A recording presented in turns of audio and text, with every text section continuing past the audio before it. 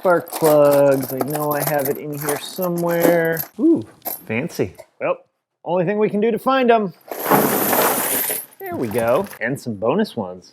That is a ridiculous amount of spark plugs. In this video, we are going to be replacing the spark plugs and the spark plug wires on the Miata. In addition to that, I'm going to answer a handful of questions that I get all the time about replacing spark plugs.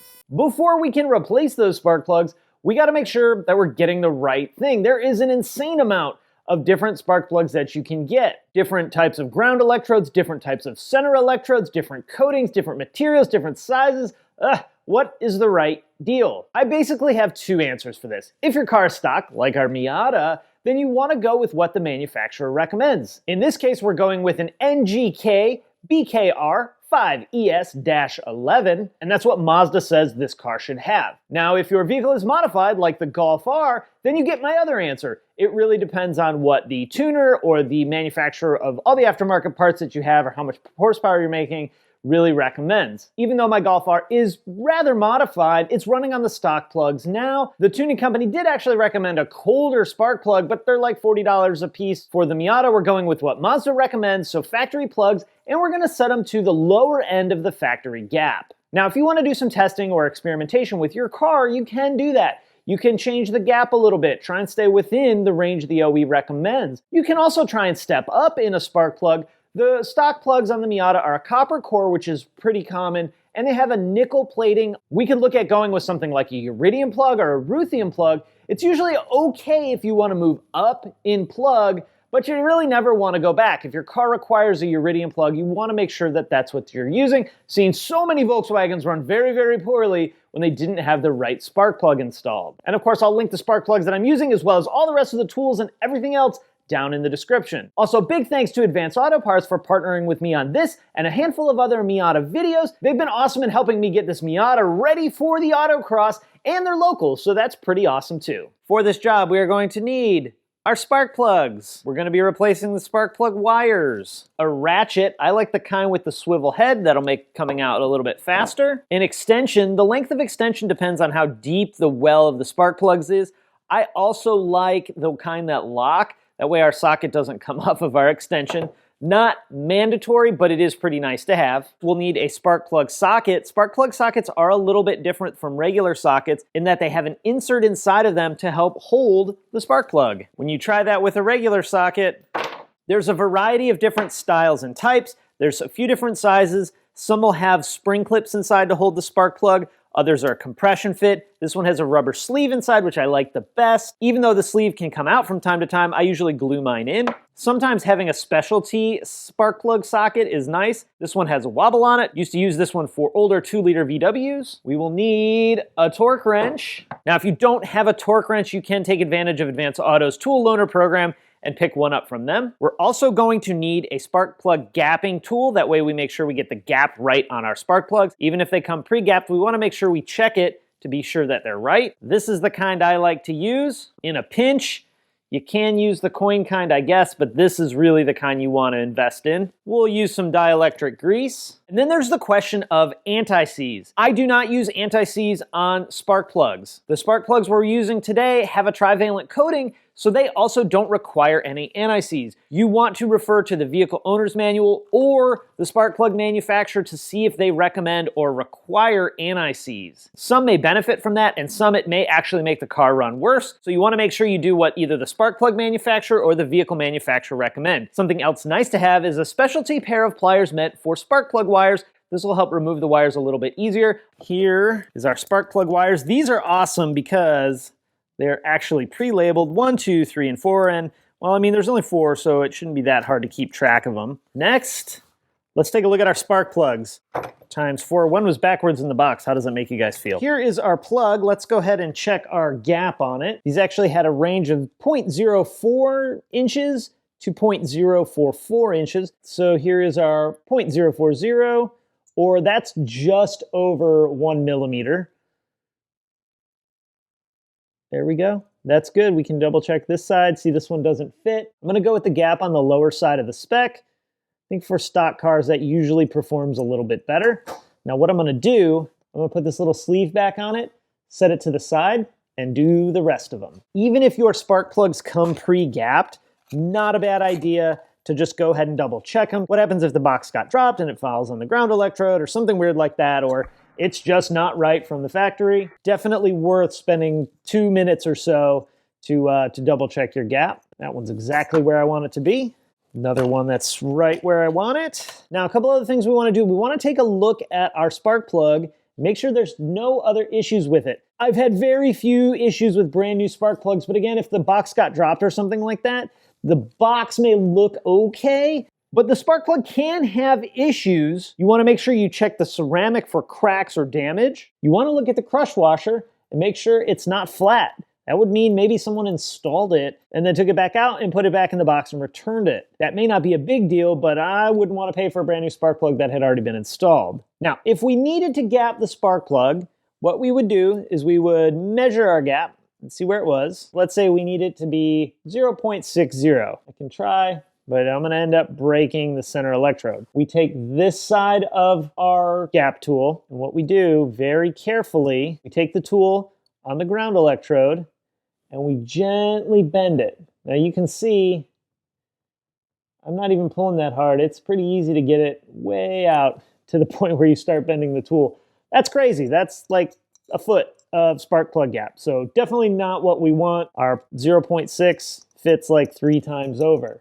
So what we need to do is take the tool in the same place and we'll bend it back. Now you need to be pretty gentle with this. We don't want to end up breaking our ground electrode or damaging our center electrode here. So you're just going to want to very gently bend that as little as possible until you get to the point where it'll fit. We also have a ton of different styles of spark plugs. As you can see, this one has 4 ground electrodes and just 1 center electrode. There's not really much we can do with properly gapping these because anything that we do, nothing's really going to work. If you have a style like these, I guess I wouldn't worry about the gap. Just go ahead and put it in the car.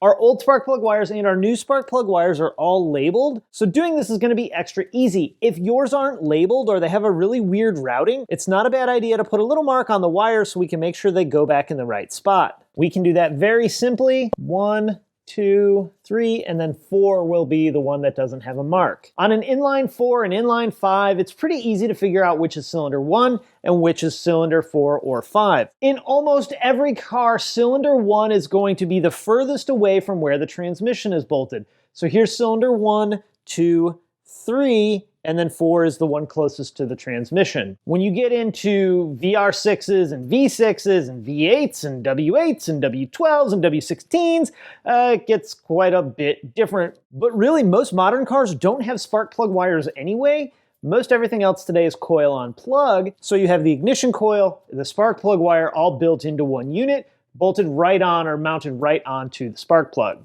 Before we pull our spark plug wires out, we want to make sure that any dirt or debris or anything on top of our valve cover here, or especially like back at the back, you can see it's pretty dirty back there. We want to make sure we clean that. If we don't, we run the risk of some of this stuff falling into our spark plug well, which is not a huge deal. The big deal is if it falls down into the engine. We want to make sure that doesn't happen. It doesn't have to be spotless, but you want to make sure nothing can fall down into that spark plug well. Once that's all cleaned out, we can go ahead and take our spark plug wires out. Now, typically I'll grab it at the thickest part and just pull gently up. When you get your spark plug boot up, you want to take a good look at it, make sure you don't see any splits, make sure it doesn't come apart, make sure it's not submerged in oil. If you find that this is submerged in oil, then you have a serious valve cover issue with oil leaking into the spark plug well, and that probably means your spark plug is submerged as well. When removing the spark plug wire, if it doesn't come off, we can grab our handy dandy pliers, give it a gentle twist, and then pry it up. The important thing is you want to make sure you don't just take it and rip it right up like that. Not only can that damage the wire, which is a problem if you're not replacing them, can damage the spark plug, or it can actually damage the coil. If for some reason you can't get the spark plug wire out, you can peel the boot back and hit it with some compressed air, and that should pop the boot out.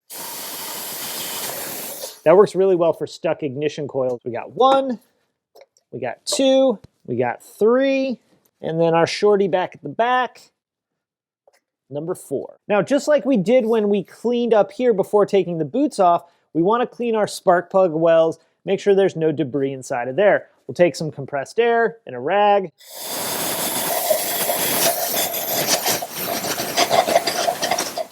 Now, if when you took the boot out, you had it soaked in oil and you have a spark plug submerged in engine oil, don't do that right away. You want to take a rag, shove it over the top, spray it out real good so that you don't end up just spraying engine oil all over your engine compartment. Once everything's cleaned out, we can go ahead and remove our spark plugs. These actually don't look all that terrible, and I think they are the correct plug.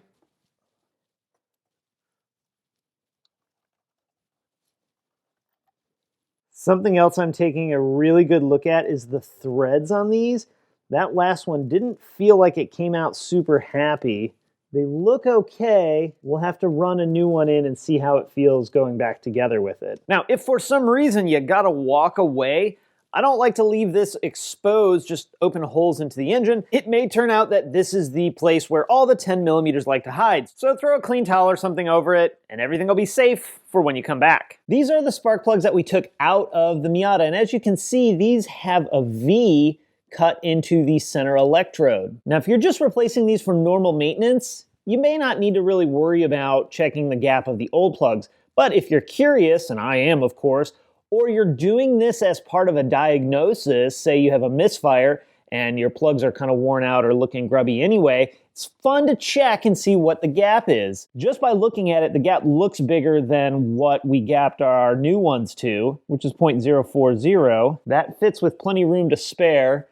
I'm gonna go up to 0.045. That's a little closer. It's a little bit bigger than this. If we got out the feeler gauges, we could get exactly what it is, but it's not quite 0.050. So we're gonna call that, actually, if we go in millimeters, it's probably 1.16 millimeters. So it's a little bit bigger than what we gapped our new ones to, but that's actually not far off of spec. If we were gonna put these back in, we'd cut that gap down just a tiny bit. And that difference in gap could be a couple of things. It could be totally normal, just wear. We have no idea of the maintenance history of this car. These plugs don't look terribly old, but we don't really know. They could have been gapped at the upper edge of the gap spec and then worn just a little bit. So I'm not too terribly worried about that at all. Now I bought this cool little sparking plug tester. The more I play with it, the more I feel like it's just kind of a novelty. This is not a scientific test of a spark plug. All you're basically looking at here is the spark plug sparking to the ground electrode, or is it not? Is it sparking somewhere, maybe a break in the ceramic inside, and sparking like inside the housing of the spark plug? Next, let's take a look at what indexing the spark plugs is going to look like. We can use something called an indexing washer, which goes right about here. That'll change how far into the cylinder head the spark plug goes. Then, of course, change the orientation of our ground electrode. We can also do sort of a light version of that and try and get them as best we can with the spark plugs we have. Every spark plug has the threads cut at a slightly different clocking. You'll notice right here, this is roughly the start of our first thread on this spark plug, and the start of our first thread on this spark plug is in a little bit different orientation. So this alone tells us that if we were to install these two spark plugs in the same cylinder, they're going to be clocked a little bit different. So if you're not going to use indexing washers and you just want to get them in the best possible orientation, what we can do is we can take a marker, we'll find 180 degrees out from our ground electrode, which is right about here, and we'll put a line on our spark plug. Then when we install it in the cylinder, we'll see where our ground electrode is because it's on the opposite side of the line we put. You could also put it right on the line. It doesn't really matter which way you do it. And we can either use those indexing washers or we can just move the spark plugs around and try and get this line to line up with our intake valves. Now, if you only got 4 spark plugs, you're gonna have to do the best that you can. It may be a fun experiment to do, but you're not gonna see a 10 horsepower increase, especially on a car like this. But just for the sake of fun, let's go ahead and do ours. Not only are the threads different on every spark plug, but every spark plug opening in every cylinder head is gonna be clocked slightly different as well. Let's go ahead and put our spark plugs in. You can see we have our indexing mark. I like to put them in the spark plug socket and start them that way. Another really good way is to take a piece of hose and slide it over the spark plug and then you could start it with the hose. That works really well in a place where maybe it's a little bit trickier to access the spark plug wells. This is about as easy as it gets, so I'm just gonna use the socket. Either method you choose is perfectly fine. What you don't wanna do is drop that spark plug down in the well. If you do that, you run a high risk of breaking it. If you are going to put anti-seize on your spark plug threads, now's a good time to do it. Very important thing, you only wanna get anti-seize on the threads. You don't wanna get any up on the ground electrode, the center electrode, ceramic. It can actually make the spark plug not fire properly. Remember, these threads are coated. They have a trivalent coating on it, so we don't need to put any anti-seize on there. In addition to that, putting anti-seize on there can change what you're actually torquing the spark plug to. Follow the repair manual, follow the instructions on the spark plugs. I'm not gonna put it on there, so let's go ahead and start this spark plug by hand. What we're gonna do is we're gonna start all 4 of them by hand, and then we're gonna torque them, or I'll show you what to do if you don't happen to have a torque wrench. As soon as you get that final spark plug, hand tight, we need to torque these down. Don't walk away from something you intend to torque because you might just forget it. Spark plugs are one of those things that I personally always put a torque wrench on. Now the torque spec on these is 11 to 17 pound-feet of torque. Our spec on the box is 18 to 21 pound-feet of torque. So we're gonna go ahead and torque these to 17 pound-feet. I mentioned that I'd show you how to do this if you didn't have a torque wrench. What we can do is we can get the spark plug hand tight, right? That's where we started it with the socket. Then what we can do is do that plus another 1/2 to 2/3 of a turn. So that's 1/4, that's 1/2. I could actually feel that crush washer crush just a little bit. That's probably about 2/3 of a turn, give or take. The reason I don't love that is because hand tight is different for everybody. Even though I had all these hand tight, or so I thought, I had to turn number 2 with the torque wrench quite a bit more times than I had to do number 3. So it might actually be too much variance between each cylinder. You might actually not get one torqued all the way. Now you can feel the crush washer crush when you're tightening these, especially if you're using a little bit smaller ratchet. So what a lot of people will do is they'll go hand tight and they'll tighten it just till they feel the crush washer crush. So we were pretty close there with that 17 pound-feet of torque. We probably put it at about 15 pound-feet, which is in the range. This is just one of those places where I've seen damage happen to cylinder heads, so I really like to put a torque wrench on it. But even the maker of the spark plug says 1/2 to 2/3 of a turn is okay. You just want to be extra careful. Let's go ahead and get our spark plug wires handled next. Now it's pretty easy because we only have 4 of them. When you have a bunch more, 8 or 12 or whatever, it gets a little bit trickier. Also, we're fortunate that these are labeled. What I almost always do with spark plug wires is I do one at a time. That way, I almost eliminate the possibility of messing it up. We also want to make sure that when we're taking these wires off, we're extra careful because our coil pack, which is tucked back here where all of our spark plug wires snap into, probably plastic. We don't want to go ripping our spark plug wires out and breaking the plastic. Coil packs can kind of be a common failure point, either failing internally or usually the plastic will crack. So let's say that were to happen down here, instead of the spark traveling through the spark plug wire, it might actually arc right here on this metal bracket. Kind of like we did for the boot on the spark plug side. If you're struggling to lift it off, twist it if you can, and then remove it. If they're being stubborn, grab your pliers. Don't squeeze real hard, just enough to kind of grab the boot and gently twist. We have our number 4 spark plug wire. Take a little tiny bit of dielectric grease. I usually put a little dab inside of the coil as well. Then just go ahead and snap it in. We can even go ahead at this point, get a little dielectric, and go ahead and snap number 4 all the way in. Make sure that when you're plugging these spark plug wires in, you're giving them a good push down. They should basically engage the spark plug and the coil a little bit, so there's almost like a definitive click when it's snapped into place properly. And we do the same for the rest of them.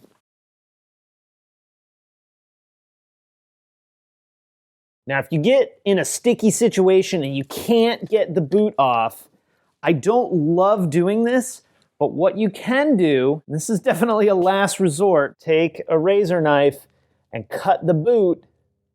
Just be very careful. You don't want to go all the way through to the coil.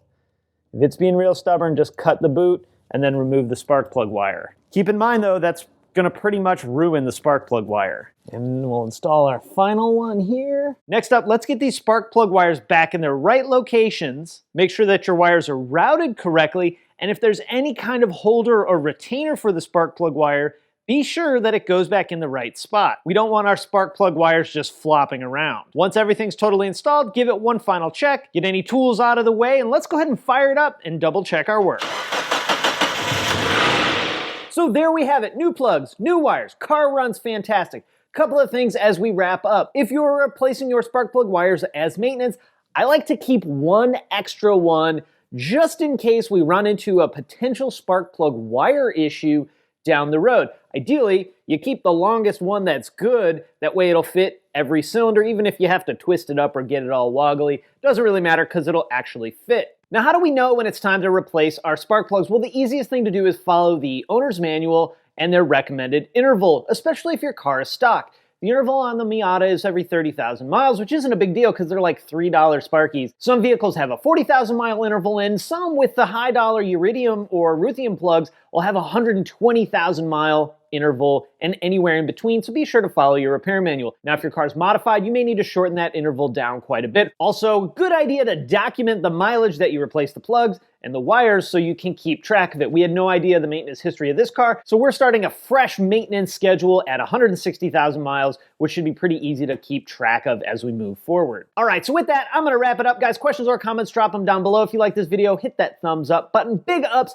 to Advance Auto for partnering with us on this Miata to get her back on the road and running probably over a ton of cones when we hit the autocross course. Guys, thank you so much for watching, and I'll talk to you again next time.